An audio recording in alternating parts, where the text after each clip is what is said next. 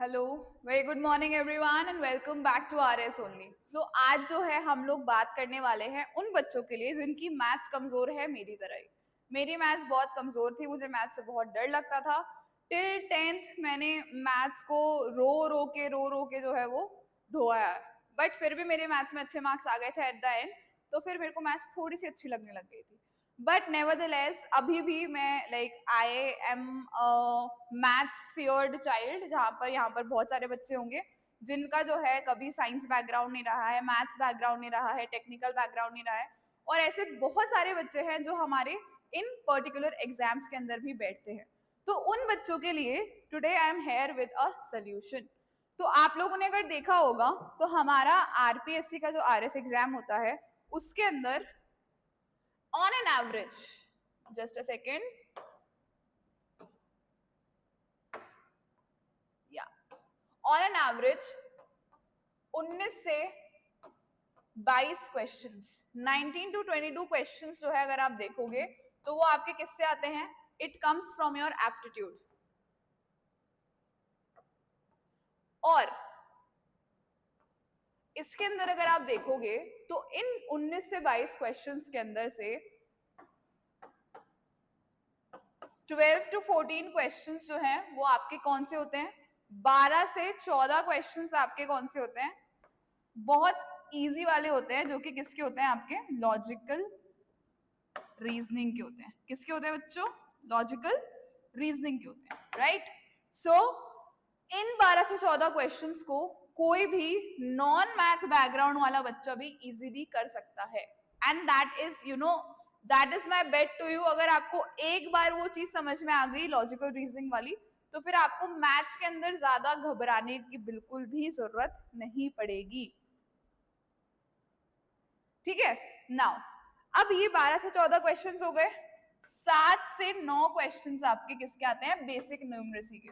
किसके आते हैं बच्चों? बेसिक न्यूमरेसी के। ठीक, now these 12 to 14 questions will give you a good score.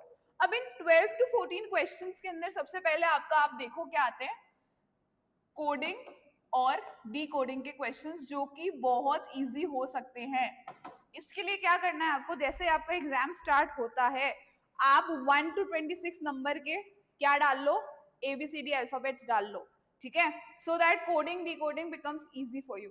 Coding D coding के क्वेश्चंस अगर आप 10 दिन प्रैक्टिस करते हो लगातार 10 क्वेश्चंस पर डे, तो you can easily solve these particular questions very easily. ठीक है, नंबर्स का सीक्वेंस, लेटर्स का sequence, coding decoding, these questions are very easy.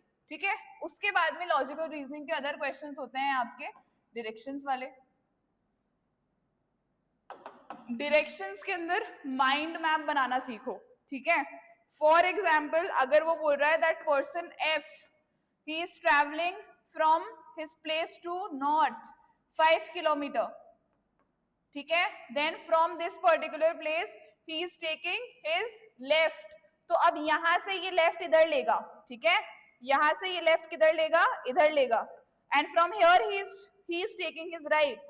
तो from here his right will be where? His right will be over, ओहो, कहां पर होगा इसका राइट? यहां से इसका राइट होगा यहां पे।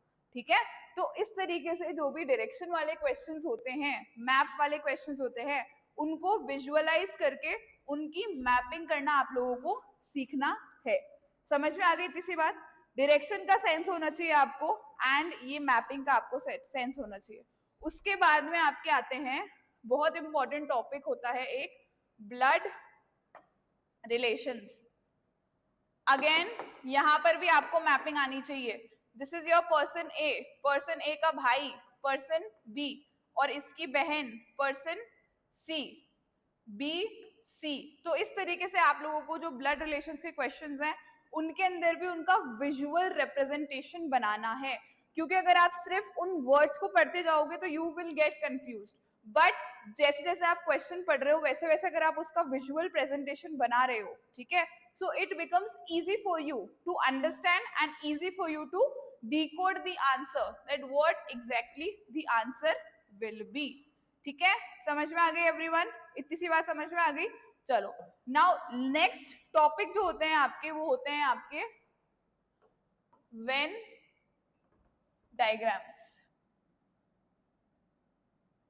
बहुत इजी होते हैं ये, अगर एक बार आपके समझ में आ गए तो, ठीक है, अगर आपके एक बार समझ में आ गए तो बहुत इजी होते हैं, ठीक है।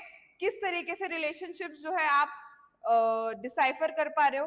For example, this is your India, okay, this is your Rajasthan and this is your Jaipur, okay, and over here will be what, over here will be your maybe Maharashtra, over here will be your UP, ठीक है। तो इस तरीके से आप लोगों को Venn diagram के अंदर चीजों को समझना और चीजों को डालना आना चाहिए, ठीक है। So this is very important for you people, ठीक है। समझ में आ गई इतनी सी बात। नाउ नेक्स्ट आपके जो क्वेश्चंस होते हैं वो होते हैं assumptions। आपको एक assumption स्टेटमेंट दे दी जाएगी, ठीक है, और उसके कंक्लूडिंग आर्ग्यूमेंट्स दे दिए जाएंगे, ठीक है। वहां पर सिर्फ आप लोगों को अपनी क्रिटिकल थिंकिंग स्किल्स लगानी होती है, जीरो मैथ्स होती है वहां पे। Over there in these assumptions and conclusions type of statements and questions, you just have to use your brain, ठीक है।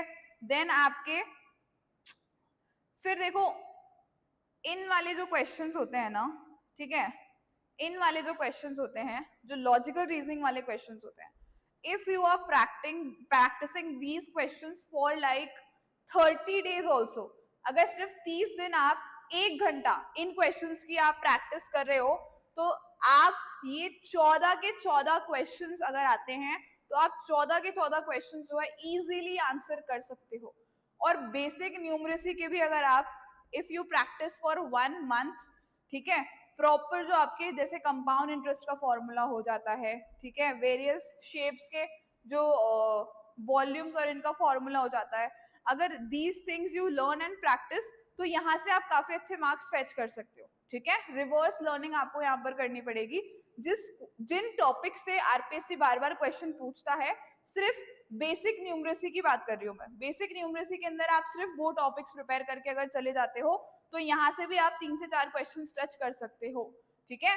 और इस जो पूरा सेगमेंट होता है आपका मैथ्स, रीजनिंग और एप्टीट्यूड का, इस पूरे सेगमेंट से आप 80% क्वेश्चंस अटेम्प्ट कर सकते हो, सिर्फ कितनी 20% प्रैक्टिस से। इतनी बात सबको समझ में आई।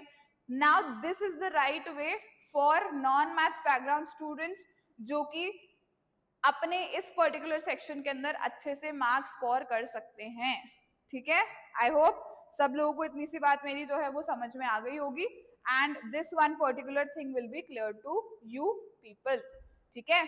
अब अगर फिर भी आपके मन में कोई भी किसी भी तरीके के डाउट्स है तो आप लोग मुझे कमेंट सेक्शन के अंदर कमेंट करके बता सकते हो, and I will definitely cover those things for you people.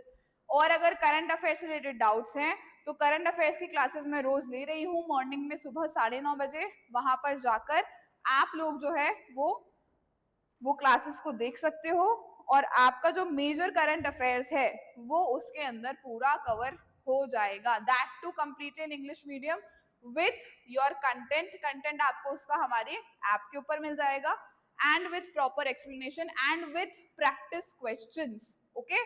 So I hope आप लोगों को ये चीज समझ में आई होगी जिसके बारे में हमने आज बात की है, नॉन मैथ्स बैकग्राउंड स्टूडेंट्स के लिए किस तरीके से वो इस पर्टिकुलर सेक्शन को डील और केटर कर सकते हैं।